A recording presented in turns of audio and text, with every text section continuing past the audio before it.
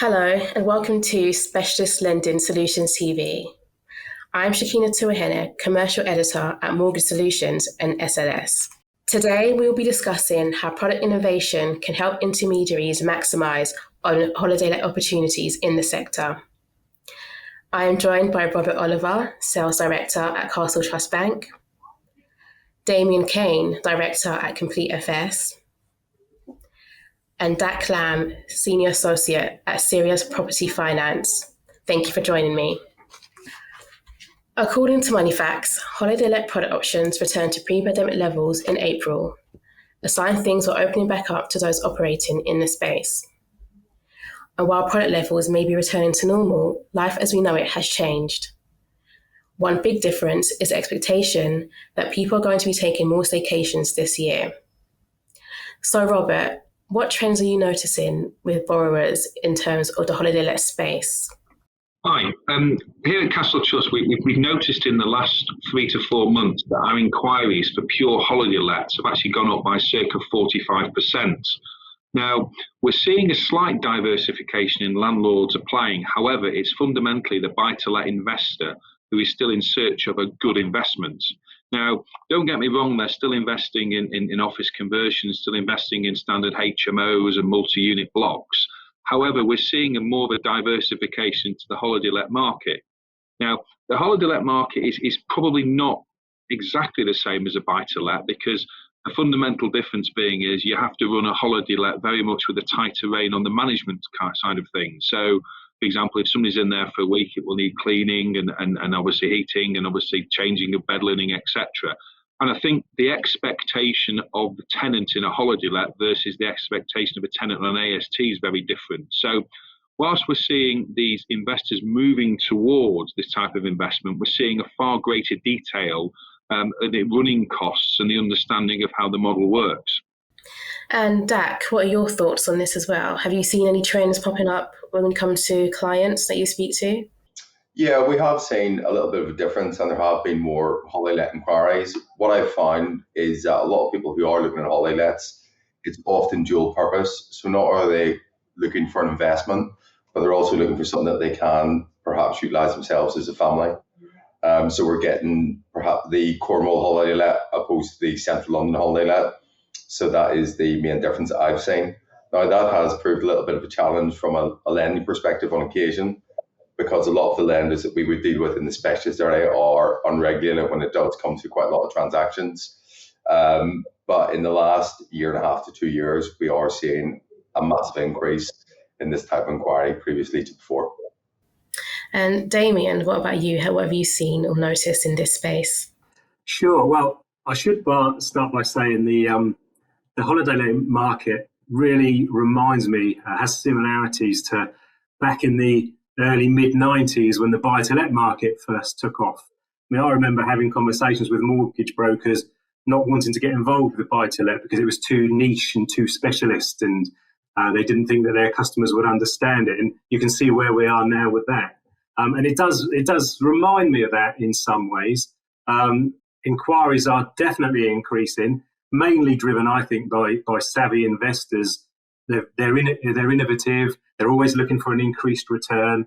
And as soon as word starts to spread in the market how good the yields can be on these properties, it doesn't take long until these things tend to become mainstream. And with that in mind, do you think the current offering is doing enough to serve these borrower trends? No, I don't think there are enough lending options in the market for the holiday-let investor. There are certainly some lenders who have dipped a toe in and some who've embraced it. Now, I think what's important to an investor who's looking at holiday-let is growth. So growth can be either from the capital appreciation or from the rent. And whenever you're looking at the growth that you receive from a rental point of view, one of the most important things is the excess in rent. So if your mortgage is £1,000 and your rent is £900, that's not really a lot of fun because there's only £100 in it or £100 up or down. Whereas I do feel that lenders could offer more in general, but the wider lenders, I think maybe trepidatious about offering the products, because if somebody was to come into the holiday-let market with an incredibly low rate and incredibly easy criteria, I feel that there's almost a fear that they could be left holding the baby in the holiday-let market. And Robert, what is your opinion what Dak has just said? I think obviously DAC speaks on behalf of the intermediaries, and of course, the cheaper the rate, they're always happier in that space. So whilst as a lender we have to adopt a prudent lending approach, I think it's the key is understanding the market. So to take DAC's point on the AST versus the rent, you really should be considering a lender who would perhaps consider the seasonality of assessments. And as DAC rightly points out there, for 3 months of the summer, certain locations will probably double, triple, quadruple the value on a weekly rent versus a property perhaps that's being assessed purely on an AST. So I think lenders need to understand the seasonality. They also need to understand the management situation. And I keep going back to it, but these things are very much run on a profit and loss basis. That it's more of a business transaction than a buy-to-let. Yes, the yield's going to be there. Yes, the capital appreciation is there.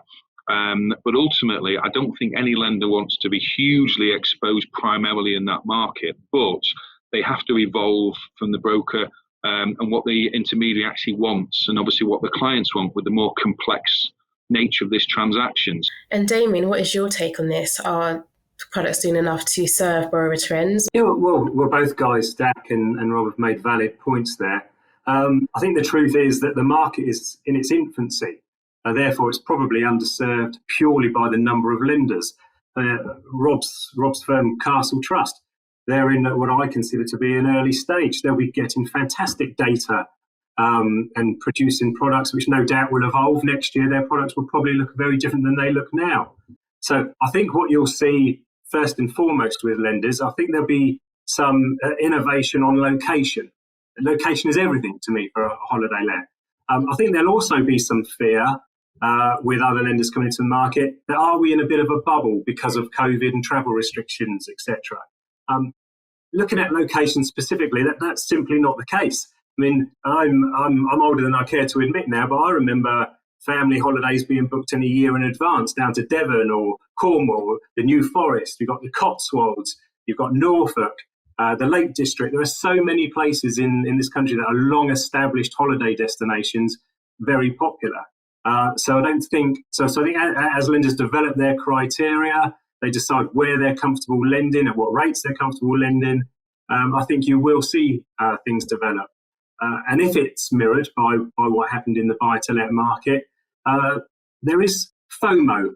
My kids will kill me for using that. There is a fear of missing out with lenders. The more lenders that come into a market start lending decent money and the yield, then the competition comes in, and obviously there is pressure on rates. So Dak's comment about rates being high, I'm not surprised they're high. It's probably a market served by 8 or 9 lenders at the moment. If there are 40 or 50 lenders want to come into the market, then obviously competition is what drives the rate on those and the competition on those products. And you've touched on it a little bit with the rates and the income. And Robert, how can Castle Trust meet borrower demand through product innovation?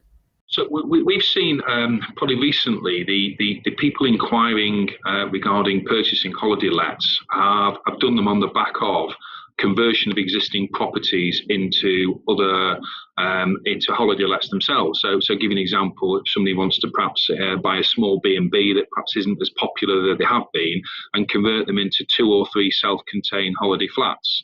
Now, we've seen the existing holiday lets that are being run very, very well not being available that much in the marketplace, as Dax alluded to, that those properties are few and far between. So with the conversion element to them, that there's always going to be an element of purchasing the transaction and then being able to spend a little bit of time renovating. And we're not talking huge changes. We're not talking about external walls. We're talking about knocking down internal walls, redecorating new bathrooms, kitchen areas, etc.